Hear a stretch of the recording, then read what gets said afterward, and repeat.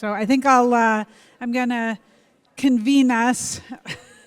No grand introductions today. So I'm assuming if you don't know who we are by now, we've done something terribly wrong up until this point. So thank you all for coming. I'm going to just dig out my glasses here.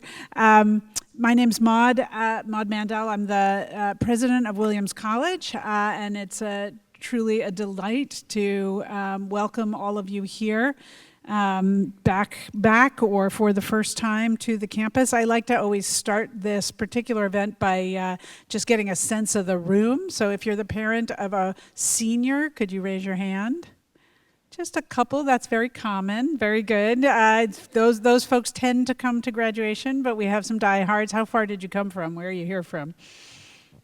Okay, not too far, right, very good. Okay, how about a first year? How many of you are first year parents? That's much more common, very nice.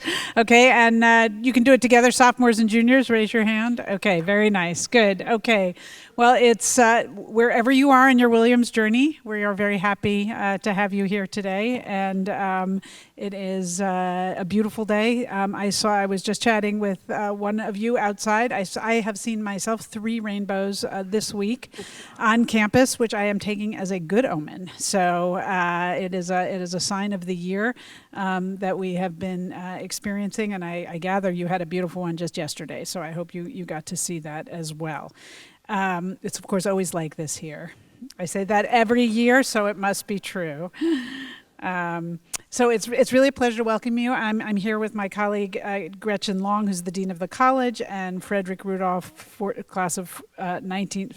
Frederick Rudolph 42, class of 1965, professor of American culture. That's a lot of words, but it means numbers. Yeah. She's a professor of history as well. We both are. So we're each going to just speak for a few minutes, and then we're going to open it up to questions, conversation with you about things that might be on your mind.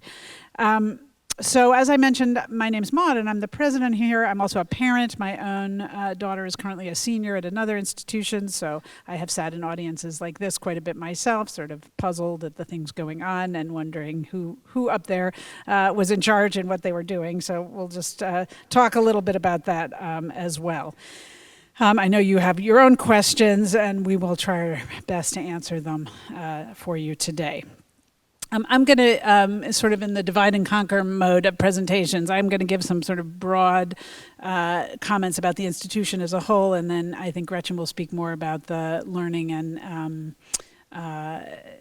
social campus life as we see it from our individual offices. But I thought I would start today myself by just talking a little bit about my own semester before I go to sort of bigger comments about the college at large. I wanted to just start with 2 stories from my own semester. The first is that I'm teaching this semester, which I try to do every other year as my schedule allows. I'm teaching an upper level senior research seminar in history. So it's like a 400 level course. It's mostly seniors and juniors, a couple of intrepid sophomores who are in there as well. It's been a wonderful experience, as it always is, but I have to say it's been particularly wonderful this year, I think in part because, like you, I spent a lot of time reading the headlines about higher education today. And while I spend a lot of my time telling people it's not really like that at Williams, whatever you're reading in the newspaper, it's going into the classroom as a faculty member and engaging with our students is just such a powerful reminder of what we do here all the time and who these students are. And you know, because you represent these students, you raised them, thank you, they're amazing. The students I have in my class are curious and really hardworking and very earnest, sometimes stretched too thin, definitely skating through some of the time, but mostly so just deeply in it. Now, I know you're saying, well, of course, if you're going to take the president's class, you're going to do the homework and work really hard. And, maybe there's some truth in that, but it is just such a delight to talk to them about the historical topics we're talking about for the period of time they were with me, and then to turn that into the larger sort of skills-based things they're trying to master where they're in college. How do you grapple with competing evidence? How do you ask a hard question? What do you do when you don't understand something? How do you learn how to use writing as a way to become a deeper thinker? How do you use talking to become a deeper thinker? And how do you do research? All these things they're going to have to take with them as they go forward. And so that's just been a really wonderful experience.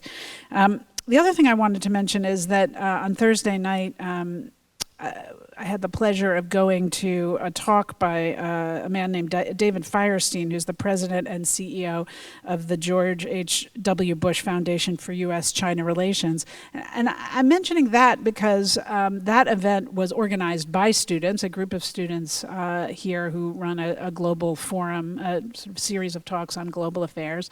And they invited him to campus. They then introduced him. They interviewed him.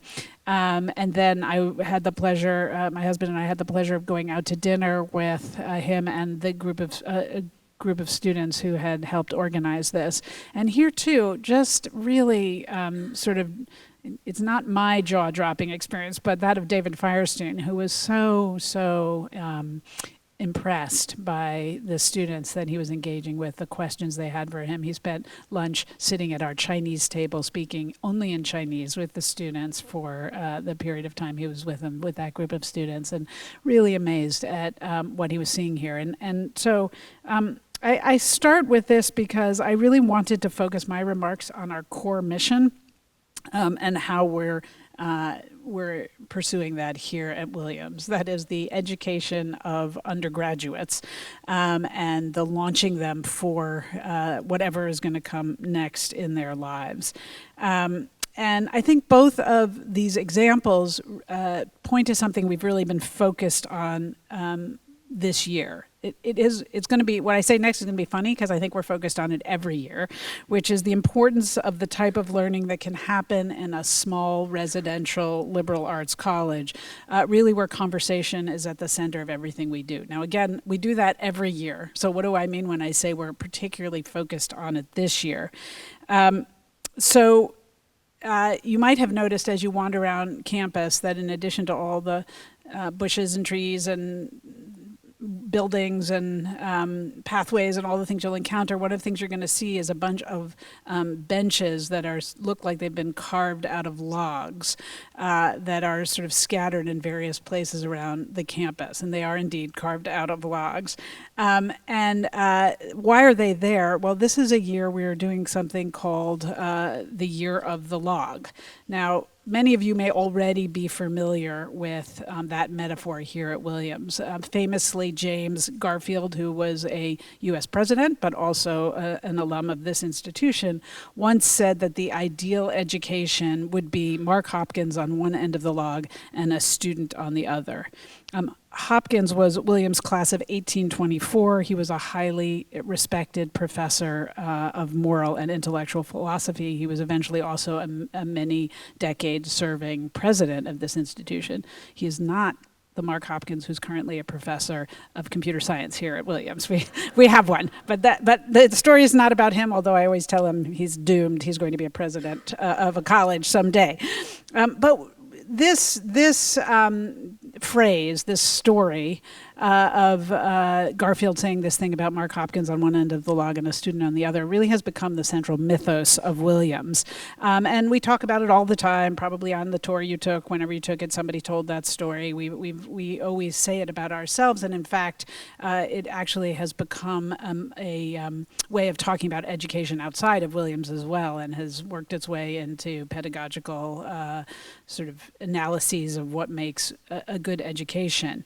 But we decided this year to celebrate it particularly because of how core it is to the Williams experience and how much I think it really speaks to the moment that we are in right now in higher education in America. I mean, if you think about it, so much learning comes through interaction and through conversation. If you think about your own lives where learning happens, in acts of expression, whether we're writing to each other or talking with each other or attending some kind of artistic expression. These are all forms that learning takes. When you are engaging with someone else in an exchange, but either face-to-face or through writing, that's where so much learning takes place. And it really is, if you think about it, it is the animating idea of a seminar or a tutorial, or really any classroom, that what is going to happen, where you're going to do the learning is through talking. And that's kind of the essence of the log. It's certainly the basis of the history seminar I'm offering this fall, but really always, that through conversation and writing we deepen our thinking. And in fact, when I was planning the course and thinking how to teach it this year, I obviously recreate courses every time I teach them, I was really grappling with the very tough question. Now that we have AI and related technologies, how can we produce plausible answers to the many questions that can produce plausible answers to many questions faster and more efficiently than we do? Who needs learning anymore? Who needs all that conversation? Who needs to talk? We can just talk to Gemini and we don't need to talk to each other anymore. Isn't it kind of inefficient? And it was a little bit of an existential crisis, because really all of the teaching that I've ever done has been about the process of deepening thinking through writing and through talking and through conversation. But it's really that messy, inefficient, stay up all night stuff that is the value. And if you think about it, the debates you've engaged in your life, the doubts you learn to overcome, the mistakes you have to correct and get beyond, the false starts, the eventual breakthroughs, ultimately that is the kind of human learning experience, and that's really what can take place in these kind of intense learning environments. Ultimately, to be human is to learn. It's as human as breathing and sleeping and eating. And it starts, if Susan Engel was here, my colleague in psychology, I just heard her give a talk on human learning and when we start doing that, and how old you are. And the answer is very, very, very, very young. And then we build on that in these kind of intense learning environments throughout our whole lives. So the On the Log initiative takes that idea and then develops it through the college learning experience, how much we learn through dialogue, through community building, through close interactions with each other. And you'll see these logs all over the place. I actually have been sitting on logs, literally going outside and sitting on the log and seeing if somebody will sit down and talk to me. They always do, which is amazing to me. Sometimes faculty, I have to kind of cajole them. But the students will just sit. And now I had the, has anybody been to the Frosh Review yet, the show? Did anybody here go? One or two? Okay, you heard. Over and over they were mocking us for the log, which I was so happy about, because I was like, oh, they're listening. Like, they know about this initiative and they're paying attention. So what is the initiative? Obviously, faculty are teaching courses that they are focusing on the log and they're playing with the concept. Dialogue, travelogue, monologue, that's been working. We're gonna throw a log jam, a big dance in the fall to get people. So we're playing with the concept, but we're also challenging it. And I think the mocking of it was perfect. It comes with the initiative itself. We have people sort of like, oh, enough with the log already. Like, problematizing it. That's what we do in college. Who's on it? Who's off it? Who's underrepresented? Who's seen? Who's heard? Those are the kinds of things that we really want students to be dealing with. And so it serves all of that purpose. But it's also serving a totally of the moment purpose, which is that all over the United States right now in colleges and universities, people are asking the question, do we really know how to talk to each other? Are we teaching that? Do people know how to do that? Do we know how to disagree with one another? How do we know? It doesn't seem like we do it very well. The models out there, frankly, for young people aren't very good. And so how are they going to learn to do that? And when I asked my colleagues this over the last year before we started this, everyone kept saying to me, well, that's what we do in the classroom. We really do that. So let's elevate it for everyone else, but let's elevate it for ourselves. Let's remind ourselves about how central this is to the learning experience. And so while you all may want to ask me questions about AI, and I'm happy to talk about AI, and I believe one of the prior sessions really was dealing with it, and it's very important, and I'm happy to talk about it, I wanted to use my remarks to talk about talking. And just to remind us that even as new technologies are challenging learning in all kinds of new ways, that what you do at Williams College is you sit down on a bench or in a dorm room or in a gym or on a stage, and you learn through relationships. And sometimes the person on the log is a professor, but sometimes it's another student. A teacher on one end and a student on the other is often a student and a student, or a JA and a student, or a staff person and a student, or a student teaching a professor. I have learned so much from my students over the years. And it is that engagement and exchange that we're celebrating that I believe we do. I actually believe we do it better than any other institution in the United States, but I have absolutely no way to prove that point.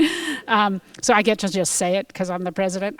But I really believe it's true because we have this tremendous number of resources here to support that.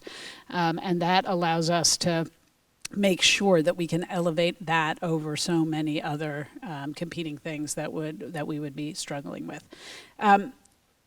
One of the ways we do that is by supporting excellent teaching. And I hope so many of you are hearing about the classes that your students are in. One little bit of advice I always like to give parents is it's great to ask the kids, your now grown kids, how their day has been or how they are. But a really great question to ask them is, what did you read? Tell me something you read last week or an experiment you did. Tell me about it. Not just what was the title, but what's something you learned. And you'll find, I found, my husband and I did this with our son when he first came home from college initially in the Thanksgiving of his first year, and it was like turning on, like pressing play on a recorder. Like 45 minutes later, he stopped talking, and I was like, "Oh wow! Like there goes those tuition dollars. There they are." So it's a great way to just sort of really see what the learning is. They're learning that from wonderful teachers here, who we provide the Rice Center for Teaching, which helps them develop their craft and allows them to grapple with the big issues of our times, like AI, like teaching across difference, by investing in student and faculty mentorship and research and tutorials and small classes. And I really do hope you're starting to see some of the fruits of all of that as parents. But as I mentioned, the log isn't just faculties and students, it's students to students, and those happen in all the places and spaces around campus. This is an institution that has invested heavily in its academic sort of infrastructure. You'll see amazing libraries here and laboratories. You'll see a new teaching museum going up, which I'm happy to talk about if anybody wants to hear about it. That's the construction project on the Circle when you come into town. That is the sort of the back end of a very long investment over 15 to 20 years in this school that has deeply invested in the academic infrastructure.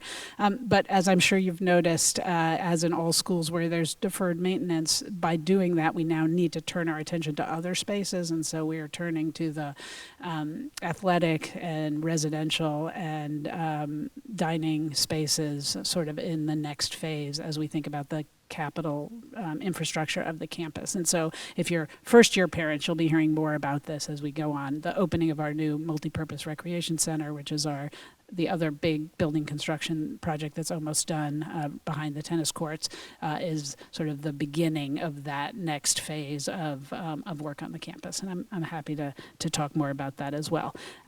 So in short, the main thing going on at Williams is the unchanging investment in the liberal arts education that we do in the same way we've always done it, but informed by the most recent pedagogical and technological innovations. And we do it in a moment of great change in the United States. The relationship between higher education and the federal government's really been changing. And so leaning into this core mission, I think, has provided us with a tremendously strong momentum, and I think, and just to bring this whole set of remarks to a sort of culminating point, justifies those three rainbows that I saw earlier this week, because what's happening here is really quite beautiful. So I'm going to now pass the microphone to my colleague who is going to give you a little bit more of probably what you as parents of first-year students want to learn about, which is what are you doing for my child? And so I'm going to pass the microphone to Gretchen. Hello, is that on? Is that on? Okay. Hi, everybody. My name's Gretchen Long, and for a long time taught history here, which I'll go back to doing at some point. But I'm starting my 4th year as Dean of the college. And I'm just really happy to see so many parents here today, especially if any of my advisees and their parents are out here. Special hellos to you. I've been meeting my 1st and 2nd year advisees this week, as Maud probably has too, to talk about next semester, unbelievably. So starting to see what they're drawn to, what they're not, how things are going. But I'm going to direct some of these remarks at first-year parents and then open it up a bit. So if you were here at drop-off day, Maud and I sat up here with our colleague Letitia Haynes, and now it's just us, and everything was full of promise, and we may have talked about the log, and you might be thinking, wow, my kid hasn't invited an ambassador or had dinner with them. They haven't even said hello to the president. They're in a Psych 101 class that's over 100 students, and they're struggling with their Spanish test. So I'm going to get to all that because it all is connected, and all that is okay. But you might be wondering sort of where we are in the year, and it's a beautiful day. Thank you for bringing the sunshine and the rainbows. But we're really stuck in it. And, Mountain Day is finished. First days are finished. The JAs are still very present in your first year's lives, but they also have their own lives. And on the academic side, this is really the point in the semester where you've been talking and reading and doing problem sets, and learning, and suddenly around this time, students really have to produce something, that they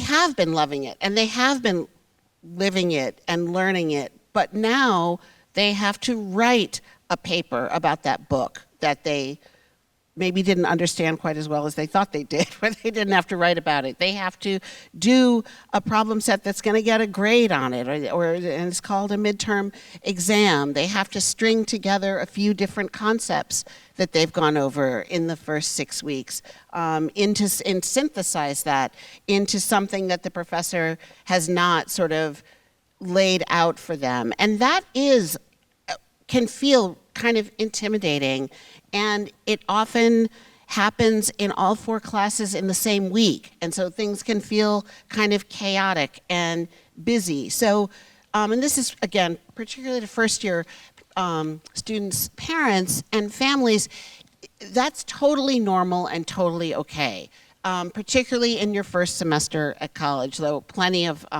older students also really, this is a busy time, and it's kind of designed to be. And that's part of what we're learning or hoping to teach here is how to balance things, how to get things done when there's not quite enough time. And maybe you use AI to do that.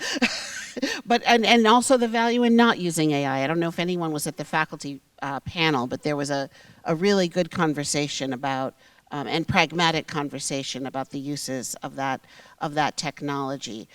But if your student is overwhelmed, or even if they're not, the first place they should go with their academics is really go talk to their faculty member. The faculty here would not have taken jobs here, would not have gotten tenure here if they didn't like talking to students, and not just the high flyers, not just the ones who love the class, they're going to major in the class, they're going to write a thesis in the class. Maybe there's some of those, but we have broad distribution requirements, and it is very rare that your student, particularly in the first 2 years, is in a class with people who are just sold on that topic. You're going to get beginners, you're going to get intermediates, you got to get people just trying something out falling in love with a subject, falling out of love with a subject, and we count on that energy in our classrooms. So if your student is struggling, go to office hours, and please don't let them say, well, you know what, I'm gonna go, but I haven't turned in the paper that was due Wednesday. As soon as I do that, I will then drop all this shame, and then I can knock on that door, and then I can do it. But often, this is the moment to go before you write the paper. The professor knows you haven't written it. They haven't seen it. So it's not really going to be a surprise to them. You're not going to be giving them bad news, but they really might be able to strategize with you on what you need to do, and whatever, like, fearful tale, they've heard worse. So just knock on the door, and that goes for the other side too. If it's a new subject for you, and you are, something about it is like ringing a bell in your mind, go tell the professor that. That's like music to hear. I didn't think I was going to like this, and I do. And they'll probably ask you why. And it doesn't mean, oh, you're going to major in this, or, oh, you're going to have a career connected to this. But that is a sort of beginning of intellectual discovery that is so exciting. And you don't want to just go to the professor and sit there like a bump on the log. So if you don't have anything to say, you ask, how did you get interested in this? Why do you teach European history, Mandel? And everyone loves to talk about themselves, so you'll get an answer for that. I could ask her right now. So I would just say, encourage them to go to faculty. There's also other academic resources. Wonderful, wonderful writing center where they can have a writing tutor to look at their work or get them going on an essay. Wonderful quantitative resources center. The econ department has its own whole system of tutors. So there are so many resources that are run out of my office, and they're well used, and they are, the help that students get there is often broadly applicable, I would say, not just in the course that's tough right now, but maybe writing a CV, maybe how to present yourself at an interview, that we have a lot of linkages with career planning, with fellowships, with study away. All of those staff talk to each other all the time, and the really well set up student does have interactions sort of all around campus, and people will direct them where they need to go if they're not in the perfect place. The other thing I want to talk about is perhaps the midterm is a thing of the past, or the big problem set, or the exam, and a lot of students now have hit an academic bump, and that can look different. I mean, that for all kinds of students. We have students here, all of your children did exceptionally well in high school, exceptionally well. I don't need to brag about our acceptance rate, et cetera. They did well, they came here, and they're surrounded by other people, of course, who did well. And a lot of them, even if the grade is good, maybe aren't used to seeing a lot of red all over a paper, or someone saying, it just didn't work. Or this paper played it really safe and kind of just made a tight little circle. Go back, do it again. Do better next time. The way you did this problem isn't right. You took too long in lab. It could be a million things. And all of that, again, it's the first 6 weeks. And if they didn't do anything wrong, then I don't know why they're coming to college. Like, if they were at 100% on everything, you could skip this and go off and do whatever it is you're going to do. So that part of learning, I keep going back to the faculty panel this morning, but one thing that Mihai Stoicu said is to work through a problem with a blank piece of paper. And when you get to this is how you study for an exam, and I wish he'd been my math teacher, when you get to the point that you can't do it without looking at your notes, celebrate. Now you know what you have to study. Now you know where the soft point is. Go back, study, and start again. Blank piece of paper. So that is the learning. That is the thing that where your brain is waking up and you're really engaged. And so I would encourage you to let your students know, your kids know, or your grandkids, that that's okay. That's all part of this ladder. So don't sweat it. Don't get freaked out. Okay? Oops, I've lost my way. Yes, okay, so I said we were meeting with our first year and second year advisees. It would just be a favor to them and to us if you ask them what they're thinking about for next semester. And sort of like asking what's been going well, like what are you reading? Ask what they like doing in their classes. You know, are you enjoying something that's really hands-on?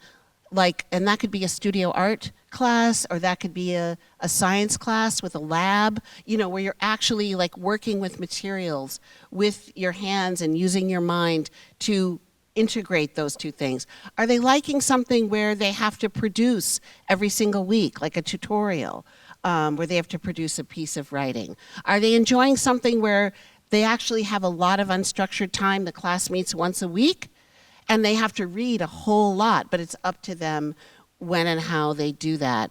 And often those kinds of questions can lead to a little more creative course selection. And this is something I have to remind myself when I'm advising all the time.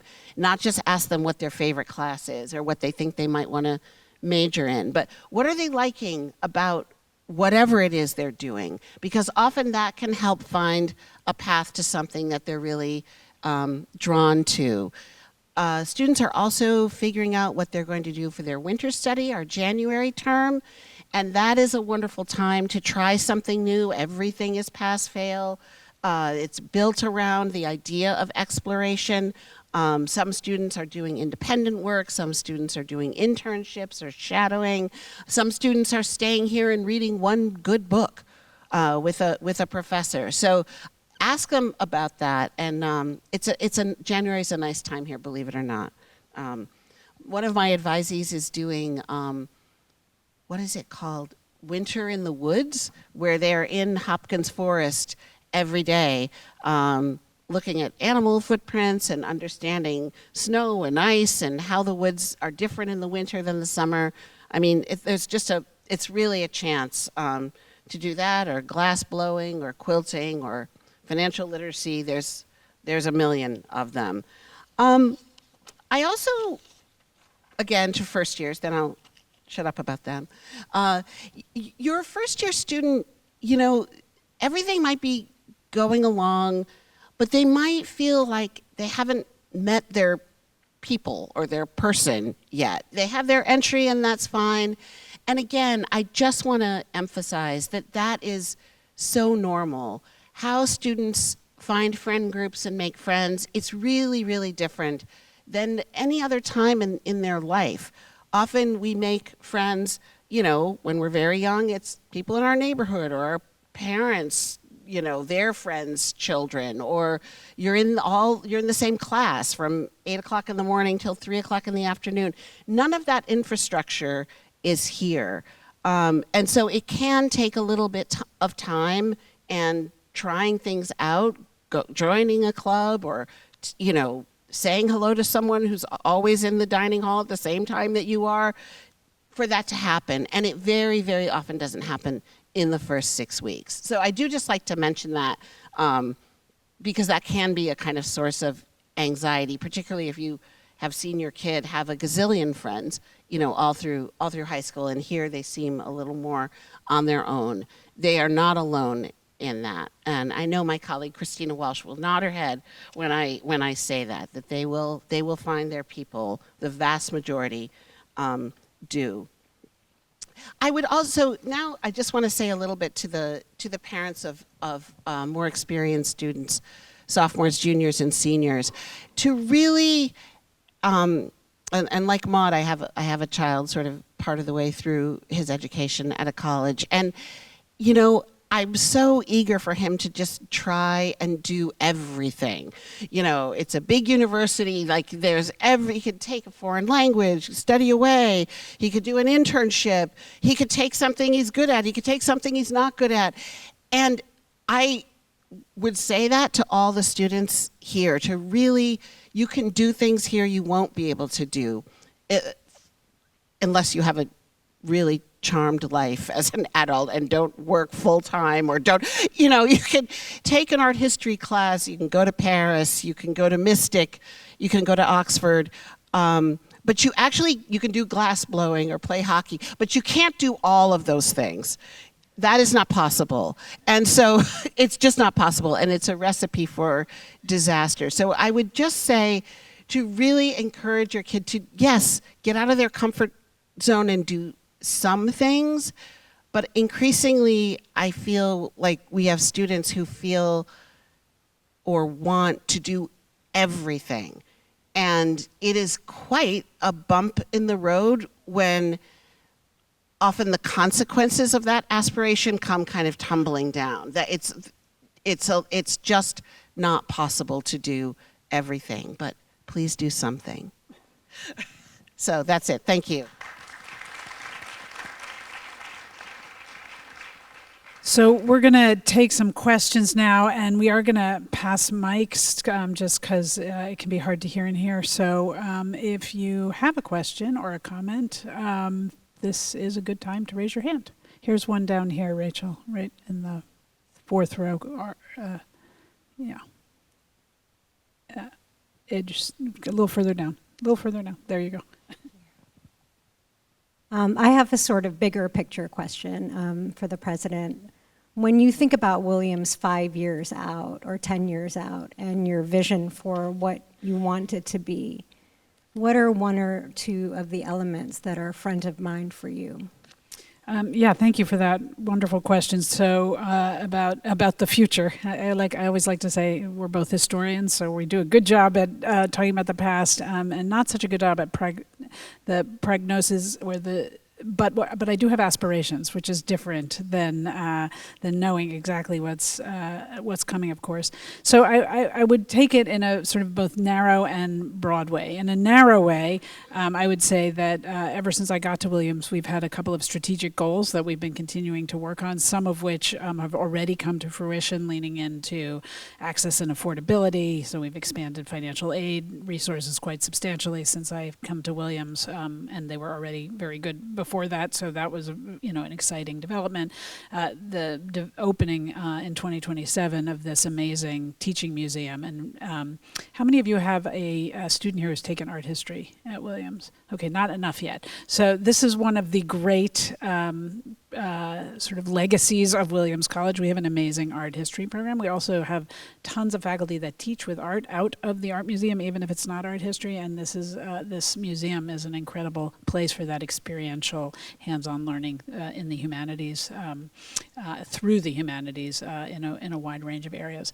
And then, of course, as I mentioned, we're moving into this pretty substantial sort of 10-year plan for thinking about the campus life aspect. So in a narrow sense, I have some very particular aspirations that I'm 5 years from now, that time horizon's fairly short, that I'm hoping that we can move forward so that when students who graduate here in 10 years will have the same kind of excellent campus life facilities that they have on the academic side. On a broader framework, I would say that this is, I feel, quite personally and deeply a need to emphasize the significance of a college education right now, and specifically the component of a college education that celebrates freedom of inquiry and open-mindedness.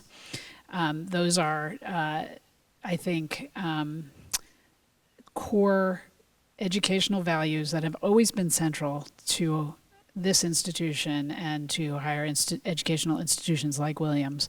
And yet we haven't been talking about them enough, I think, for the last few years. And I would very much hope that, and it's one of the reasons the LOG initiative is so dear to my heart, but that's a year-long initiative, that as we move beyond this particular year of sitting on logs, that we continue to lean in and develop something that I think is core to what we do here, but continue to remind ourselves and everyone else how important and significant those are.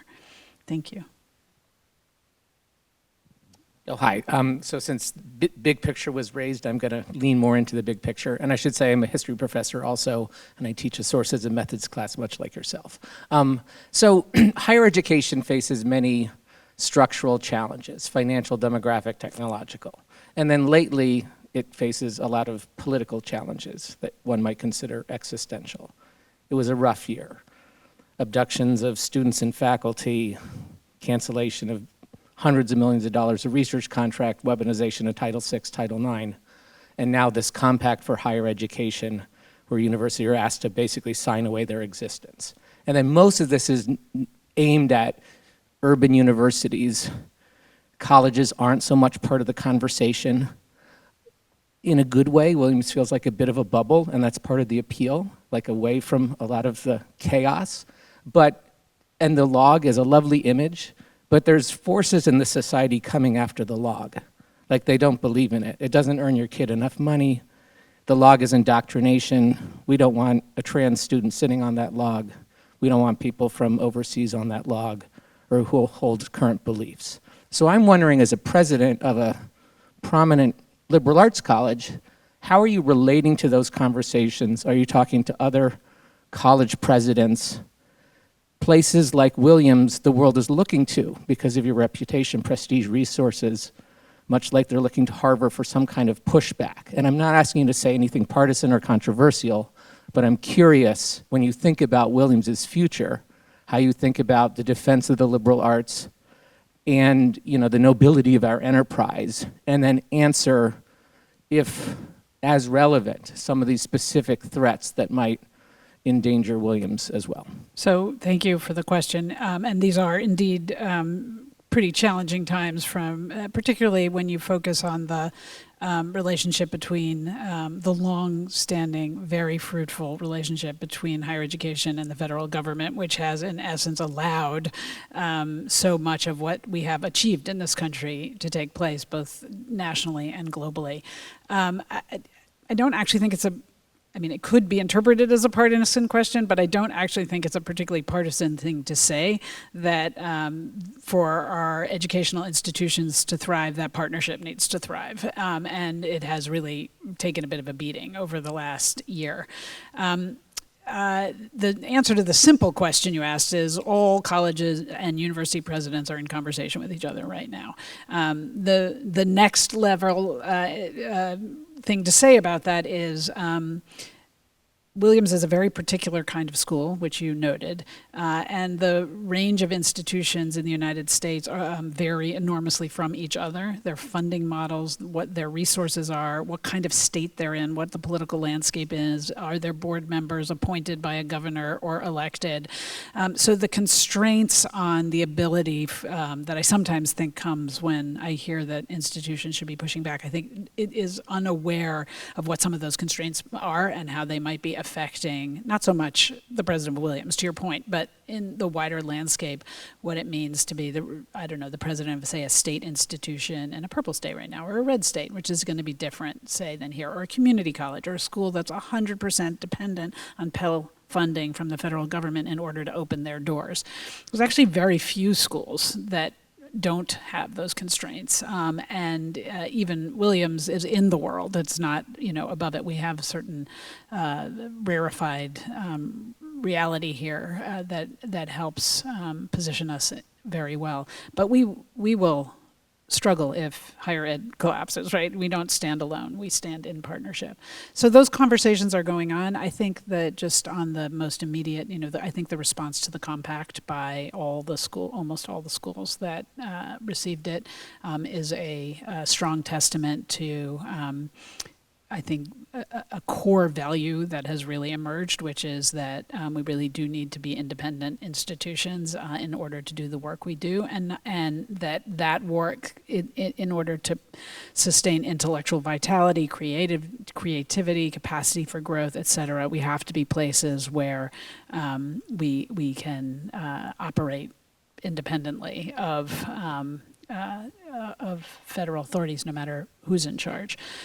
And I do think you see that in some of the pushback that has happened of late. If anyone's interested in more, we could spend the whole hour talking about this, so I'm not going to take any more time, but I did on October 6th, I think, 2 days after that compact came out, I did write out to the Williams community some thoughts about the compact and what I wished had been articulated as a compact between the federal government and higher education. If you want to see that, it's on my the presidential remarks page, I think, easily found. It also went out in the EAF notes that we send out to our community, so you can get it through linking there if you'd like to know more about that.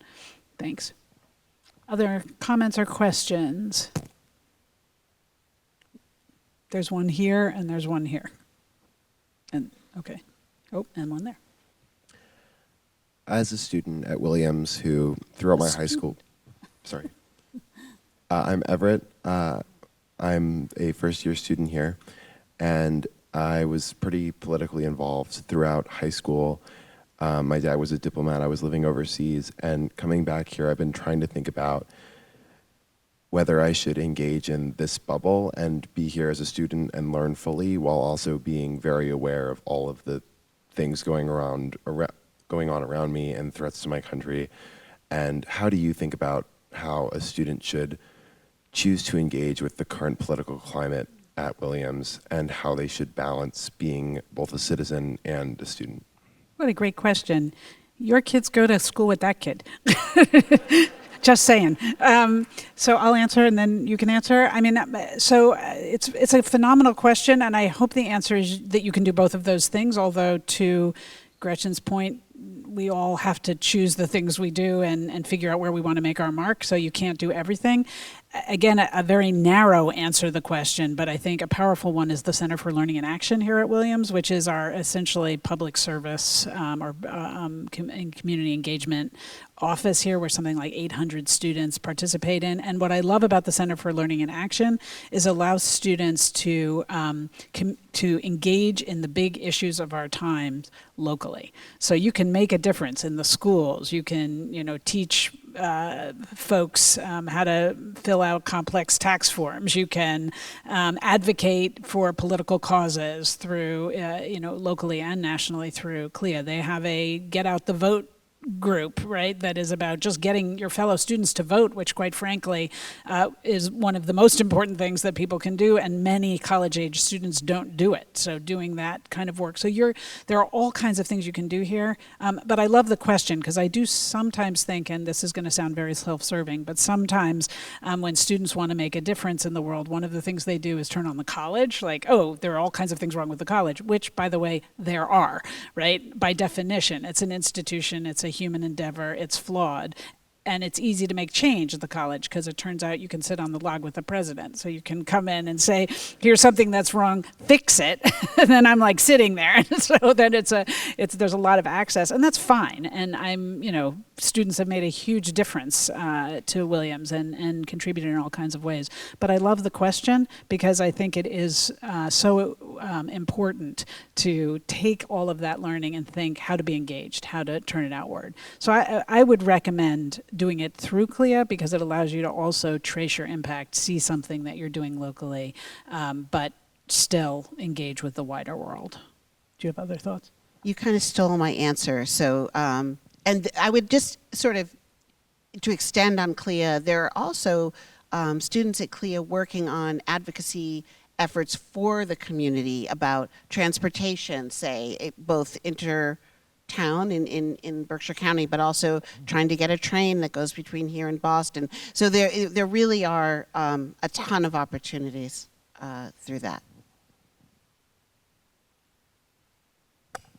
Hi, that was like a perfect question to go before mine, because I wanted to ask a little bit from the perspective of a parent of a senior who's going to be leaving the school this year. In the last 9 months, we've seen extraordinary amounts of unprecedented change, and likely that there's going to be a lot more change in the coming months and years. And I think all of us have to be in mind of preparing our graduates to be for a world that none of us really know what they're going to be expecting. And I realize the Center for Career and the Career Center did an amazing job talking about how they support students even after graduation. But I'm just wondering, especially given these times and shifting sands, will those conversations on the log with seniors, will they change? Like, how will that change the dialogue? How do you look at about how we need to prepare them in new ways? Because clearly their agility and resilience, I mean, this is a group of kids that have grown up through the pandemic. So, I mean, they've already had to be pretty agile and resilient, and now we're asking to one-up it yet again. And so I just would love you to make some comments about the time we're in and what we're sending them out into. Anything for parents too would be great. You want to start, or do you want me to? Yeah, I mean, I think I'll give it a go, and then you can.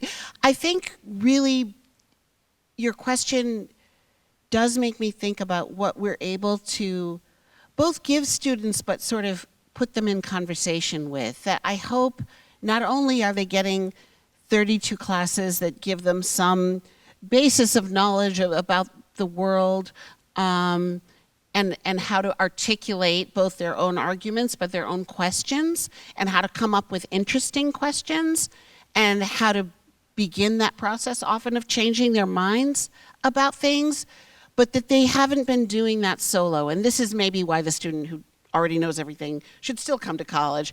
That they've done it with friends, that they've done it in community with people, they've done it over a meal, hopefully, or they've done it in their dorm room. And I do think that kind of connection of getting to know people who grew up very differently than you did, who have different assumptions, who see the same situation that you see and have a completely different takeaway, that all of that does, and combine that with your COVID resilience, and I think you are well equipped to leave that particular community behind and build it wherever you go, with new people. You know, that's what we're really hoping. Maud, thank you for raising these amazing kids, and I thank you too. I hope that some of the growth that they do at Williams personally, emotionally, socially, and intellectually will serve them well. That sounds kind of vague, but I really do. If we don't do that, I'm not sure what we're doing here. And I will just add to that. It's true. You know, I've been a college president at Williams since 2018. It's been quite a set of challenges, and the world. It is none of the things that, if you'd asked me in 2017 what I thought I was going to be doing, wasn't really what the job turned out to be, and that's these kids, right? Like 2018 through now. This is what's there, but. Having said that, I actually probably would have answered the question the same way, your question the same way in 2017 as I'd answer it now, which is, and it's actually why I'm such a fan of the liberal arts education, whether in a small residential college or in a larger institution, because I actually think what you learn in a liberal arts education is how to prepare yourself for anything. I think that's the skill set. It's certainly the aspirational skill set. Maybe not everybody gets there, but that is, we teach you to solve problems, to analyze evidence, to do research, to write, to talk, to communicate. Like these are ultimately transferable skills that set you up professionally, hopefully, for anything. But you're asking even a bigger question that help you presumably have the tools you need to navigate change, because I'm a historian. What did I know about epidemiology, immunology, setting up an institution to navigate a pandemic? Nothing. Zero. Nothing. But I knew how to ask questions. I knew how to get advice. I knew how to read. I knew how to see an answer to a solution, to a problem and say, maybe not. Let's go further. Let's keep poking at it, right? So I'm a product of a liberal arts education and then have a lot of other experience on top of it, right? And ultimately, that is what I believe we offer students. I've always said that I think it is the best pre-professional degree you can get in the world of change. You know, most of them are going to do something with their lives that hasn't been invented yet. And so that adaptability, that ability to learn is what we are teaching them here. And I do actually think not to be too sort of Pollyannish about it, but it's pretty timeless, that core commitment. And it is the thing that we do, over the decades here.